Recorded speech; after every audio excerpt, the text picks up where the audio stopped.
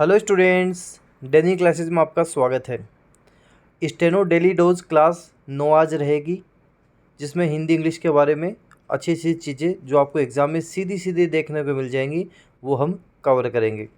Total आपकी steno की 50 classes होंगी, 20 क्लासेज यूट्यूब पे मिलेंगी, बाकी कंप्लीट क्लासेज आपको डेली क्लासेज की ऐप में जो स्टेनो का कोर्स है उसमें आपको मिल जाएंगी। अभी आपके कोर्स केवल 499 में कर रखा है, जल्द आप उसको परचेज कर सकते हैं। साथ ही स्टेनो के लिए आपको बता दूं, आपको मार्केट में स्टेनो को मॉडल पेपर भी मिल जाएंगे। Daily classes steno model paper भी अवेलेबल हैं, पूरे मार्केट में अवेलेबल हैं। आप इनको ऑनलाइन भी घर बैठे भी मंगवा सकते हैं। आपके टेलीग्राम डेली क्लासेज के टेलीग्राम चैनल पे मैंने इसका लिंक भी डाल रखा है, घर बैठे भी मंगवा सकते हैं, पास के बुक स्टोर से भी परचेज कर सकते हैं। जिन भी स्टूडेंट्स को करंट अफेयर चाहिए, अक्टूबर 2023 से लेकर अब तक का करंट अफेयर केवल 39 रुपये में आपको अलग से भी आप परचेज कर सकते हो। बाकी जो कोर्स परचेज करेंगे उनको तो कोर्स में ही सब कुछ मिल जाएगा। तो चलिए हम क्लास आपके शुरू करते हैं। सबसे पहले बात करते हैं कुछ संधि के क्वेश्चंस आज आपके लिए मैंने इंपॉर्टेंट क्वेश्चंस वो हम देखते हैं। जिससे पहला प्रश्न है आपके लिए कि महेंद्र में कौन सी संधि है।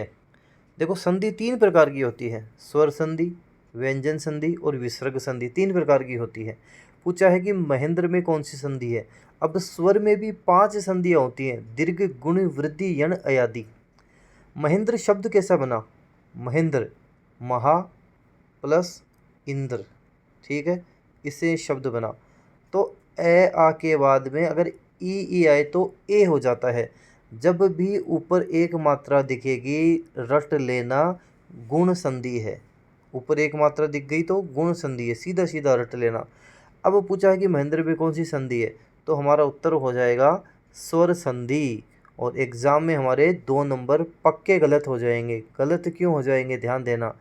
ये है तो सही स्वर संधि है, लेकिन लास्ट में देखो अलग से भी दे रखा है गुण संधि। तो आपको संधि में भी अगर जैसे दे दे स्वर संधि और स्वर में भी उसके दे दे भेद भी दे दे पूरे, तो जो संधि है वही आपको करनी है। यहाँ पे स्वर संधि है तो सही, लेकिन नीचे देखोगे तो गुण भी दे रखा है। जैसे आपको कोई पूछे आप कहाँ रहते हैं, राजस्थान जयपुर, रहते तो आप राजस्थान में हैं, लेकिन जयपुर जो एकदम से नियरेस्ट हो, छोटे से छोटा, वो हमें आंसर देना है, तो गुण आपको यहाँ पे आंसर देना। ध्यान रखना, इस तरह के प्रश्न आपको कंफ्यूज करने के लिए आ सकते हैं, तो आपको ध्यान रखना है, ठीक है। अगला प्रश्न देखते हैं। नयन में कौन सी संधि है। नयन, जैसे नयन, चयन, विनायक, विधायक, शावक। ए ऐ ओ औ का ऐ आय औ आव हो जाता है, अयादि संधि है। शब्द भी रट सकते हो, नयन हो गया, चयन हो गया, विनायक हो गया, विधायक हो गया। इन सब में कौन सी संधि होगी, अयादि संधि होगी। ए ऐ ओ औ ऐ आय औ आव।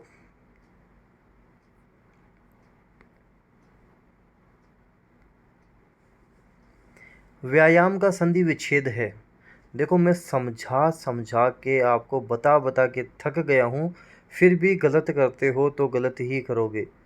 व्यायाम में कौन सी संधि है, हमेशा ध्यान रखना।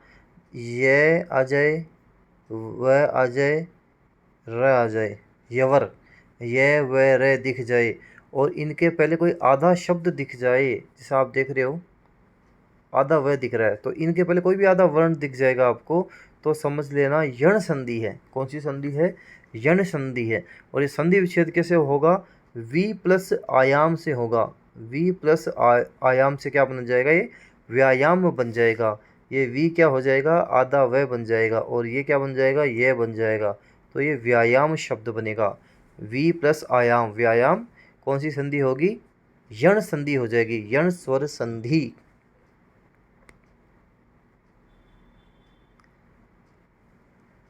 पुनः प्लस जन्म की संधि है, बताओ कौन सी है। पुनः प्लस जन्म की पुनर्जन्म हो जाएगा, लेकिन अब ये भी गलत है। देखो होता क्या है, नज़र हटी दुर्घटना घटी, सीधी सीधी सिंपल सिंपल कहानी है। एग्ज़ाम वाला आपको कंफ्यूज करेगा ही करेगा। फर्स्ट या सेकंड ऑप्शन आपको देगा, आपको लगेगा यही आंसर है। चारों जब तक ऑप्शन नहीं पढ़ोगे तब तक गड़बड़ है, तो ये आंसर हमारा गलत हो जाएगा, सही नहीं है। पुनः प्लस जन्म की संधि है, पुनर्जन्म हो जाएगा। पुनर्जन्म, ऊ की छोटी मात्रा आएगी, तो इसका सही आंसर, सही उत्तर क्या होगा? पुनर्जन्म होगा। जल्दबाजी ना करें, एग्ज़ाम का सवाल है, मतलब भविष्य का सवाल है। भविष्य कैसे बनेगा? जब आराम से अच्छे से समझ कर एक एक चीज़ को देख कर उत्तर दोगे तब आपका आंसर, उत्तर सही होगा। तो पुनः प्लस जन्म की संधि पुनर्जन्म है।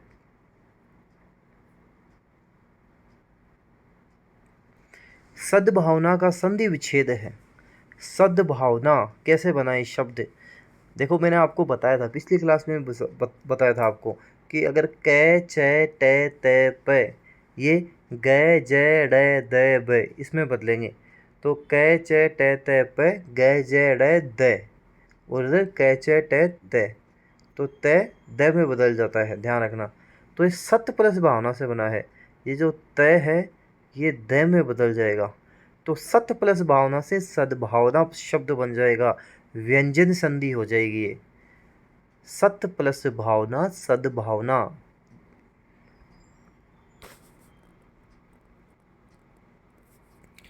आज आपके लिए मैंने कुछ विराम चिन्ह लिए हैं। वैसे विराम चिन्ह का मैंने टॉपिक आपको शानदार तरीके से डेली क्लासेस की ऐप में करवा रखा है, उसको आप देखोगे, कहीं से नहीं अटकोगे, और लगभग 30-40 मिनट इतनी देर में मैं एक टॉपिक करवाता हूँ शानदार तरीके से, जो जो काम की चीज़ें वो सारी कवर करवा देता हूँ। तो वो टॉपिक देखना, उसके क्वेश्चंस भी करवा रखे हैं, आपको शानदार, उसमें मज़ा आ जाएगा।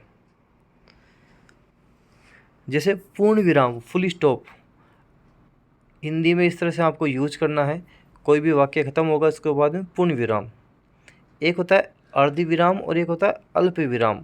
ध्यान रखना, जहाँ पे पूर्ण विराम मतलब पूरा ठहराव आपको नहीं चाहिए, और अल्प विराम जितना भी नहीं चाहिए उससे थोड़ा सा ज़्यादा चाहिए, वहाँ अर्ध विराम का प्रयोग किया जाता है। इन चिन्ह को भी आपको ध्यान रखना, एग्जाम में पूछ लेंगे कि निम्न में से अर्ध विराम कौन सा है। ये वाला अर्ध विराम है, सेकंड नंबर वाला। अल्प विराम ये वाला है जिसको हम कोमा बोलते हैं, और अर्ध विराम को सेमी कोलन बोलते हैं। ऐसे प्रश्नवाचक चिन्ह कौन सा है? ये वाला है। विस्मयादि बोधक चिन्ह एक्सक्लेमेटरी मार्क कौन सा है? ये जो आपको दिख रहा है ये है। निर्देशक चिन्ह डैश इसको हम बोलते हैं, ये है। अपूर्ण विराम या उपविराम कोलन जिसको बोलते हैं, ये वाला है। साथ ही हम बात करें योजक चिन्ह हाइफन बोलते हैं, ये है। हंस पद, काकपद या विस्मरण चिन्ह, ये वाला।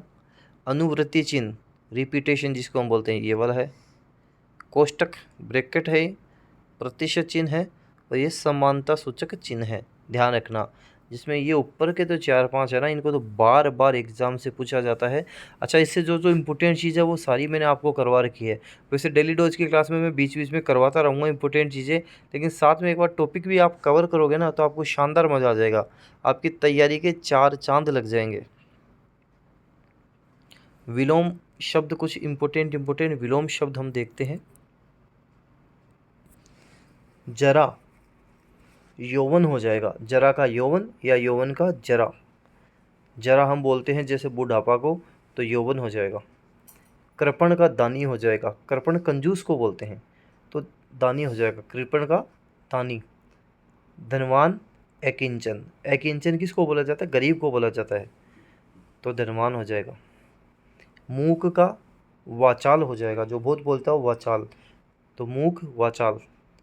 निंदा स्तुति हो जाएगा। पुरोगामी पश्चिगामी, पुरोगामी का पश्चिगामी हो जाएगा। बर्बर सभ्य है, सरुजता का नीरुजता हो जाएगा। भौतिक आध्यात्मिक, और चपल, चपल का मतलब चंचल होता है, गंभीर हो जाएगा। एक बार वापस बोल रहा हूँ, साथ साथ कोशिश करना आप इन सबके उत्तर आंसर बोल सको।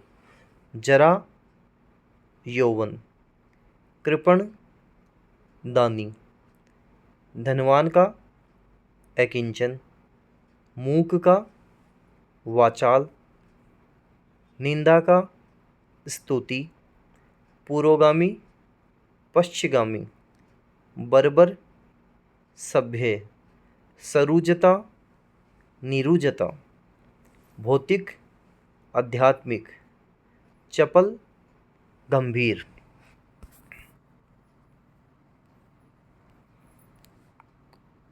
5 लिए हैं आपके लिए इम्पोर्टेंट मुहावरे और लोकोक्तियाँ। देखो एक चीज़ मैंने आपको पिछली क्लास में बताई थी, वापस बता देता हूँ कि लोकोक्ति पूर्ण वाक्य होती है, कंप्लीट सेंटेंस पूर्ण वाक्य क्या होती है, लोकोक्ति होती है। मुहावरा तो वाक्यांश ही होता है, वाक्य का एक अंश होता है। जैसे दिख रहा आपको खेत रहना, ये क्या है, ये मुहावरा है, ध्यान रखना, ये क्या है, मुहावरा है। खेत रहना ये क्या है, एक वाक्य का केवल अंश मात्र है। तो ऐसे प्रश्न भी एग्जाम में पूछ लिए जाते हैं, ध्यान रखना। तो चलिए मुहावरे और लोकोक्तियाँ देखते हैं। खेत रहना मुहावरे का अर्थ क्या है, युद्ध में मारे जाना। खेत रहना, युद्ध में मारे जाना। अंधे के हाथ बटेर लगना, अयोग्य को अनायास उत्तम वस्तु मिल जाना। अयोग्य को अचानक उत्तम वस्तु मिल जाएगा, क्या हो जाएगा, अंधे के हाथ बटेर लग गया। जीती मक्खी निगलना, जानबूझकर अन्याय करना। जब हमें साफ साफ दिख रहा है कि यार ये तो सही है, ये गलत है, लेकिन ये गलत वाले का पक्ष ले रहा है, मतलब जीती मक्खी निगल रहा है, जानबूझकर अन्याय कर रहा है, लोभ लालच में आकर अन्याय हो रहा है। सब्ज बाग दिखाना, झूठे आश्वासन देना। किसी को जैसे झूठे आश्वासन दे दिए, इतना पढ़ लो आईएएस बन जाओगे, आरएस बन जाओगे, लेकिन हमें पता है क्या होगा क्या नहीं होगा। तो किसी को झूठे आश्वासन नहीं देना चाहिए, सब्ज बाग नहीं दिखाने चाहिए। काठ का उल्लू होना, अत्यंत मूर्ख व्यक्ति। काठ का उल्लू, अत्यंत मूर्ख व्यक्ति। तो ये सारे ध्यान रखना। देखो ये वाला है जो खेत रहना मुहावरे का अर्थ है, युद्ध में मारे जाना। ये कई बार एग्जाम में रिपीट हुआ है, अच्छे से ध्यान रखना। एक आपके सब्ज बाग दिखाना एग्जाम वालों का फेवरेट है, झूठे आश्वासन देना। तो इनको सभी को वैसे आपको ध्यान रखना है, इम्पोर्टेंट सारे मैं आपको करवाते हुए चल रहा हूँ, तो सबको ही आपको ध्यान रखना है। शब्द शुद्धि देखो, इम्पोर्टेंट 5 आपके लिए मैंने लिए हैं। प्रदर्शनी नहीं होता है, गलत होता है। जैसे कई बार हम लिख भी देते प्रदर्शनी हो रही है, ये प्रदर्शनी होती है, प्रदर्शनी, प्रदर्शनी। ध्यान रखना अच्छे से, प्र फिर द फिर श के ऊपर र वाली मात्रा, प्रदर्शनी जिसे हम बोलते हैं। ऐसे महात्म्य नहीं होता है, महात्म्य होता है, महात्म्य होता है, ध्यान रखना। महात्म्य, तय और मैं दोनों ही आधे आएंगे, महात्म्य। दंपति शब्द ज़्यादातर गलत लिखते हैं, दंपति ई की बड़ी मात्रा आएगी, और इसमें तय भी वो नहीं आएगा, ये ध्यान रखा। सिंपल तय हम ही लिखेंगे इसमें, दंपति में दंपति बड़ी मात्रा आएगी। आप्लावित, ये आप्लावित होता है, आप्लावित, आप्लावित जिसे हम बोलते हैं, जो एकदम गीला होता है, आप्लावित। पृष्ठभूमि, पृष्ठभूमि होता है, पृष्ठभूमि होता है। देखो शब्द शुद्धि लिख लिख कर जो करेगा उसके सही जाएंगे, जो सोचेगा कि यहाँ क्लास में देख लिए मेरे सही हो गए, नहीं होंगे। शब्द शुद्धि की एक अलग से कॉपी बना लो, कॉपी में शब्दों को लिखो, और जैसे कोई भी कॉपी बना ली, एक साथ साथ रफ कॉपी भी रखो, उसमें रफ में उसको बार बार आप लिखते रहो। इससे क्या होगा, शब्द शुद्धि आपके रट जाएंगे। एग्ज़ाम में जैसे देखोगे हाथों हाथ आपका आंसर आएगा, और इससे आपका टाइम भी बचेगा। पूरा पेपर इजीली आप पूरे टाइम में कर लोगे। वरना क्या होगा, टाइम निकलता रहेगा, सोचते रहोगे यार वो प्रदर्शनी कैसे लिखा जाएगा, दंपति कैसे था, वो बताया तो था, ध्यान नहीं आ रहा, इस तरह से करोगे। इसे लिख लिख कर कोशिश करो, लिख लिख कर इनको याद करो। अब कुछ इंग्लिश की बात करेंगे आपके। सबसे पहले बात करते हैं ग्लोसरी के बारे में। कुछ इम्पोर्टेंट आपकी ग्लोसरी देखते हैं। कोशिश करूँगा ग्लोसरी भी आपको मैं सारी इसी में डेली डोज की क्लास में रिवीजन हो जाए, पूरी करवा दूँ। जैसे एब्रीविएशन का मतलब होता है संक्षेप करना, किसी का संक्षेपण करना, उसे हम बोलते हैं एब्रीविएशन।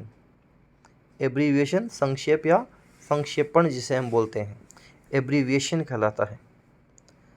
अभेंस का मतलब होता है आस्थगन, अभेंस, ABEYANCE।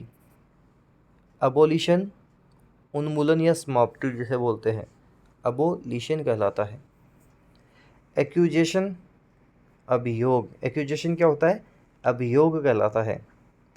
एक्ट इन फोर्स, कार्यवाहक या कार्यकारी, एक्ट इन फोर्स कहलाएगा। एंसिलरी का मतलब आनुषंगिक होता है। एंसिलरी, आनुषंगिक।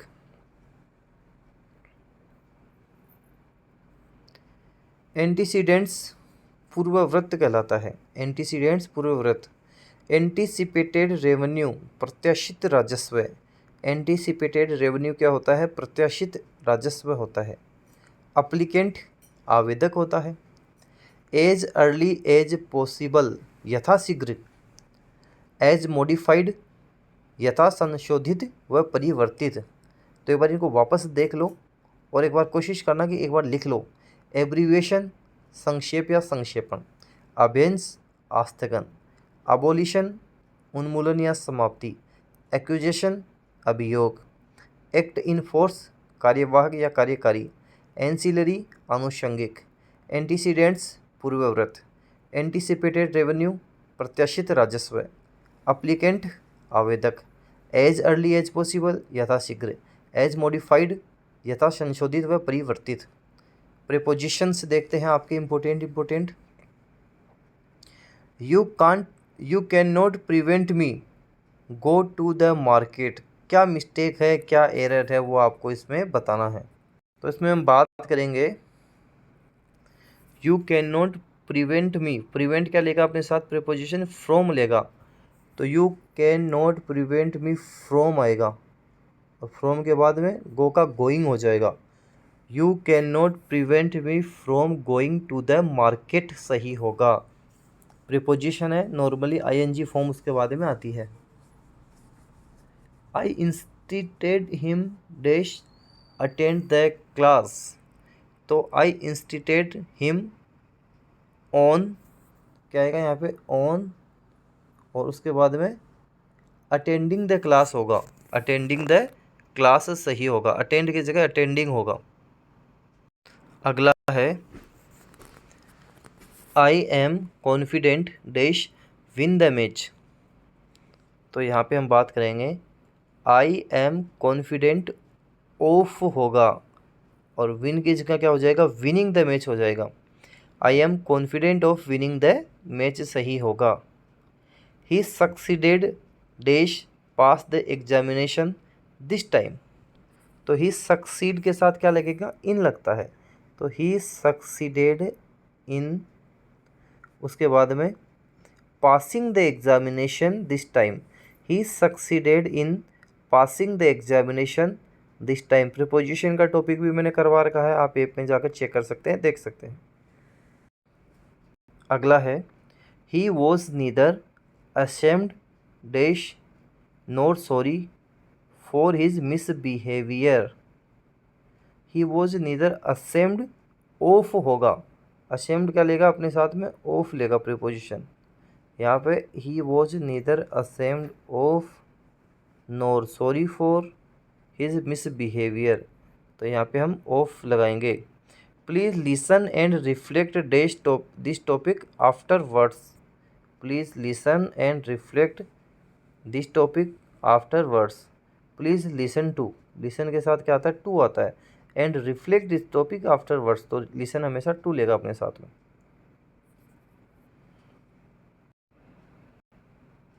अगला है the police investigated this case. यहाँ पे क्या लगाएंगे हम? The police investigated this case. अब आपको बताना है यहाँ कौन सा प्रीपोजिशन आएगा। हम बात करें इन्वेस्टिगेटेड हो रहा है, यहाँ पे कोई प्रीपोजिशन नहीं आएगा। The police investigated the case बिल्कुल सही होगा, नो प्रीपोजिशन यहाँ पे हम करेंगे। अगला है अनिल रिजेम्बल्स हिज फादर। क्या आएगा? कौन सा प्रीपोजिशन आएगा? अनिल रिजेम्बल्स, रिजेम्बल का मतलब होता है किसी में मिलना, उसके जैसा दिखना। अनिल रिजेम्बल्स हिज फादर, यहाँ पे कोई प्रीपोजिशन नहीं आएगा, नो प्रीपोजिशन। यहाँ पे ध्यान रखना, कोई प्रीपोजिशन यहाँ भी नहीं आएगा। अगला है the poet described the nature, बताओ कौन सा प्रीपोजिशन आएगा यहाँ पे? The poet described about the nature होगा, the poet described about the nature. He is an honest man, ठीक है यहाँ तक। You can't rely on him, he is not an honest man, वो ईमानदार नहीं है, उस पर भरोसा नहीं किया जा सकता। You can't rely on him, rely के साथ ऑन आएगा, ऑन प्रीपोजिशन आएगा। नीचे आप देखोगे साथ में इनके आंसर भी आपको मिल जाएंगे ताकि आप कंफ्यूज ना हो।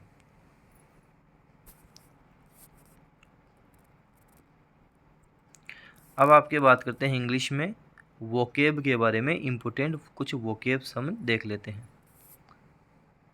देखो कुछ आपके रिपीट भी होंगे तो वो तो रट जाने चाहिए ढंग से। डर्थ का मतलब होता है किसी चीज़ की कमी होना, अकाल, कमी, अभाव। अब्सेंस बोल सकते हैं, शॉर्टेज बोल सकते हैं, पॉवर्टी बोल सकते हैं, कमी जिसको हम बोलते हैं। डेफिशिएंसी भी बोल सकते हैं, किसी चीज़ की कमी होना, डेफिशिएंसी। जैसे बोलते हैं ना deficiency of vitamin D, vitamin D की कमी, तो डेफिशिएंसी भी बोला जा सकता है। कमी को हम डर्थ बोल सकते हैं, ध्यान रखना। रेयरिटी भी बोला जा सकता है उसको। एविडेंस पर्याप्त मात्रा में जो होता है, सरफिट बोल सकते हैं, एविडेंस बोल सकते हैं, इनफ बोल सकते हैं जो पर्याप्त मात्रा में हो, इनफ भी बोला जा सकता है। सफिशिएंट हम बोल सकते हैं, एविडेंस बोल सकते हैं, सरफिट बोल सकते हैं, ठीक है। यहाँ पे कमी की बात हो रही है, लेक बोल सकते हैं, जैसे लेक ऑफ वाटर बोल सकते हैं, लेक हो जाएगा कमी, लेक ऑफ वाटर पानी की कमी हो गया।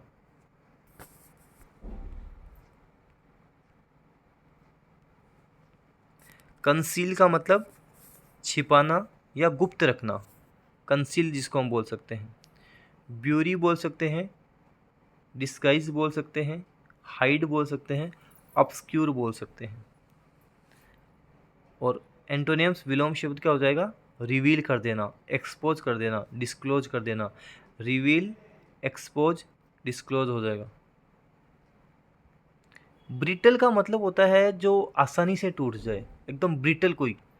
तो ब्रिटल जैसे नोट टफ होता है, फ्रेजाइल जिसको हम बोल सकते हैं, इजीली जो इजीली ब्रोकन जो हो जाए उसको हम बोलते हैं ब्रिटल, हिंदी में जिसको भंगुर भी हम बोलते हैं। एंटोनिम्स फ्लेक्सिबल हो जाएगा, रेजिलिएंट हो जाएगा। फ्लेक्सिबल बोल सकते हैं, रेजिलिएंट बोल सकते हैं।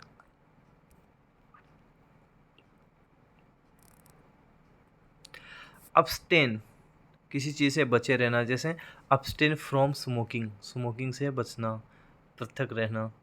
अवॉइड बोल सकते हैं, डिक्लाइन बोल सकते हैं, रिफ्रेन बोल सकते हैं। तो अवॉइड हो जाएगा, डिक्लाइन हो जाएगा, रिफ्रेन हो जाएगा। एंटोनिम्स एक्सेप्ट, अलाउ, एम्ब्रेस हो जाएगा। कामिटी का मतलब होता है दुख, संकट, कामिटी बोलते हैं। एडवर्सिटी, डिजास्टर, डाउनफॉल और ट्रेजेडी बोल सकते हैं। Adversity, disaster, downfall, tragedy.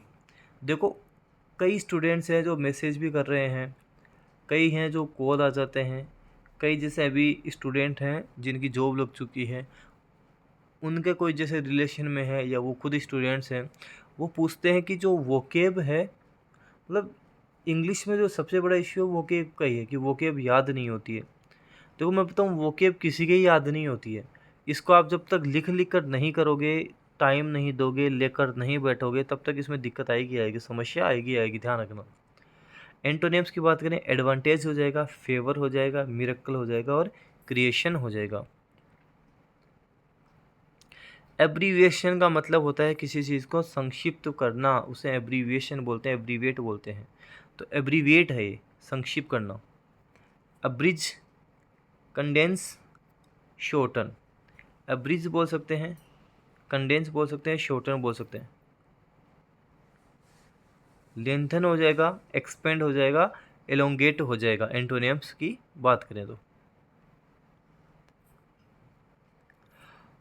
Abandon का मतलब होता है त्यागना, give up, leave, forsake. Give up बोल सकते हैं, लीव बोल सकते हैं, फोरसेक बोल सकते हैं। एंटोनिम्स कीप, क्लेम और कंटिन्यू हो जाएगा। रिटेलिएट का मतलब पलट कर हमला करना, रिटेलिएट बोलते हैं। Revenge, reciprocate, react. रिवेंज बोल सकते हैं, रेसिप्रोकेट बोल सकते हैं, रिएक्ट बोल सकते हैं। एंटोनिम्स, फॉरगिव हो जाएगा, पार्डन हो जाएगा, एक्सक्यूज हो जाएगा, अब्सोल्व हो जाएगा। एस्वेज का मतलब शांत करना, एलिविएट बोल सकते हैं, लाइटन बोल सकते हैं, मिटिगेट बोल सकते हैं। एस्वेज शांत करना, एलिविएट, लाइटन, मिटिगेट। और एंटोनिम्स, अग्रीवेट हो जाएगा, एक्सरेबेट हो जाएगा। अग्रीवेट बोल सकते हैं, एक्सरबेट बोल सकते हैं। ट्राइवियलिटी का मतलब ओछापन होता है। अन इम्पोर्टेंस बोल सकते हैं और इनसिग्निफिकेंस भी बोला जा सकता है। एंटोनिम्स, इम्पोर्टेंस हो जाएगा और प्रोफिडेंटी हो जाएगा। तो ये आपकी आज डेली डोज की क्लास 9 कंप्लीट हो चुकी है। कुछ इम्पोर्टेंट चीज़ वापस बता देता हूँ। जो भी स्टूडेंट हैं जिनको पीडीएफ लेनी है करंट अफेयर की पीडीएफ, वो आपको डेली क्लासेस की ऐप में अलग से भी मिल जाएगी। अगर आप कोर्स लेते हैं, स्टेनो का कोर्स लेते हैं अभी 499 में, उसमें आपको ये पीडीएफ भी मिल जाएगी, उसमें आपको मॉडल पेपर भी मिल जाएंगे, उसमें आपको क्लासेज भी मिल जाएंगी, सब कुछ उसमें आपको मिल जाएंगे, क्वेश्चंस वगैरह सब कुछ आपको वहाँ पर मिल जाएगा। मार्केट से आप पूरे मार्केट में मॉडल पेपर अवेलेबल हैं, ले सकते हैं। आप ऑनलाइन घर बैठे भी मंगवा सकते हैं। टेलीग्राम पे आप देखना, लिंक इसको आपको मिल जाएगा। वीडियो को जितना हो सके आप शेयर ज़रूर कर दें। धन्यवाद।